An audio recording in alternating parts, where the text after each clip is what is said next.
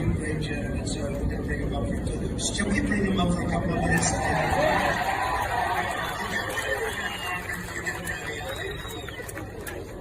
The world will see a vibrant Republican. So there is some new footage that has come through of the appalling, just appalling Trump assassination attempt. There is no room for this. I don't know how many more times we need to reiterate this. It is always the ballot before the bullet. Doesn't matter how vile, how nasty, how many lies or anything. Somebody who has a different political opinion to you, a different political persuasion, the ballot always wins. The reason I say all of that as well, because one thing which isn't helping this investigation is the divisiveness, because what it does, basically everybody is only looking to see if they can find out any facts or truth to often help their own political persuasion. To me, that's not really how you go about solving crime. The other thing I would say is the lack of information coming through and how the story changes. Also, it leaves a vacuum for those who have conspiracy theories and political agendas to spread. Great job, and so we're going to bring him up for Should we bring him up for a couple of minutes?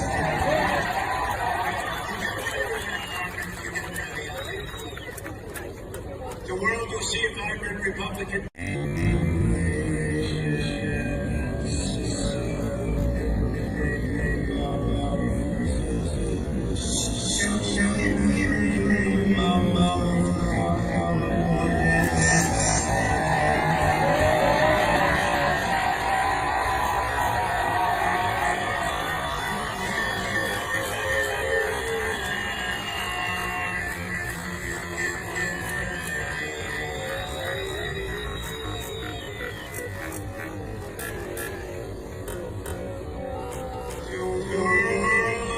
Right out of Border Patrol.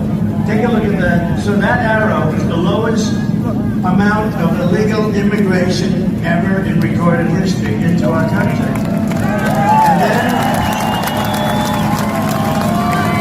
And then the worst president in the history of our country took over. And look what happened to our country. Probably 20 million people. And that's a little bit old, that chart. That chart's a couple of months old, and if you want to really see something that said, take a look at what happened. Whoa!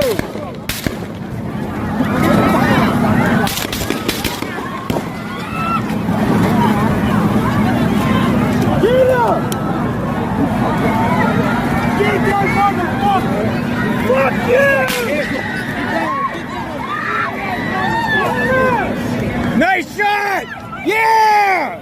Yeah! Got him! Nailed him! He fucking shot. Put him down! Put him down!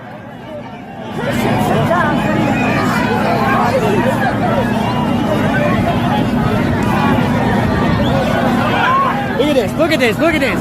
Look at this up here. Holy shit. Wow!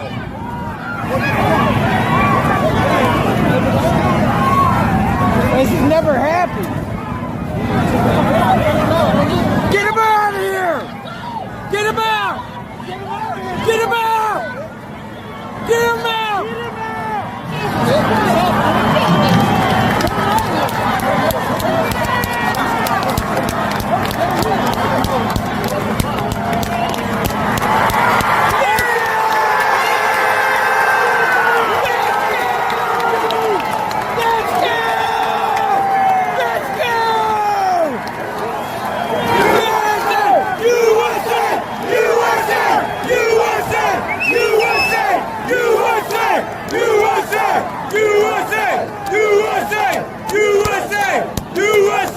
What the fuck just happened? And unfortunately, what really makes this whole situation a bit of a palaver and extremely complicated is that the subject of the assassination, the victim of the assassination, instead of doing what, look, I've not been shot, so I can't say, but the obvious thing would have been to me, release the medical position and statements, be totally honest. Nobody was going to think bad about you for being honest. But the ear situation, now I have to be careful what I say about that, because you get in trouble if you question, was his ear actually in contact with a bullet. So let's say it did come in contact with a bullet. Surely the thing to do right then would have been a detailed medical report. It would have cleared everything up. But once again, that wasn't released. Once again, it allowed a vacuum.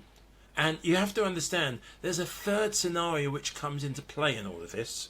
And that's those, I won't even call it the clickbait patrol, not really interested in clicks, they're just, it's ego and attention. Especially if they've, for example, paid Elon Musk to have a blue tick of authentication on, is it Twitter or X, not sure what word we're using. They want attention, right?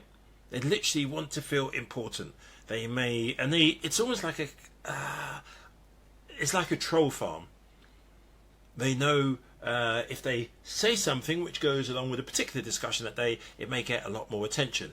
Or if they add something to a particular discussion or hashtag that day, it may get some attention.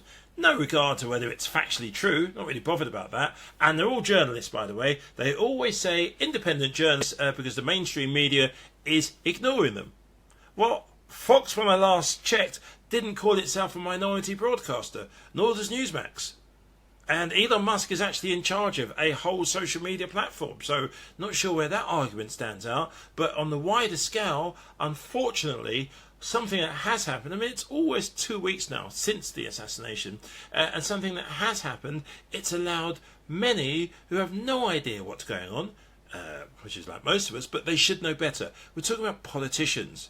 Seasoned people who've been working in cable news for quite some time now, that they know a little bit and how you present a sensitive story. But no, it is all, this is the craziest contradiction about it. The whole ethos, the whole psyche is, how can we use the fact that President Trump, and I will use the word President Trump, was almost assassinated. How can we spin that so it's an advantage for President Trump going into the election? That, in a nutshell, is what's going on.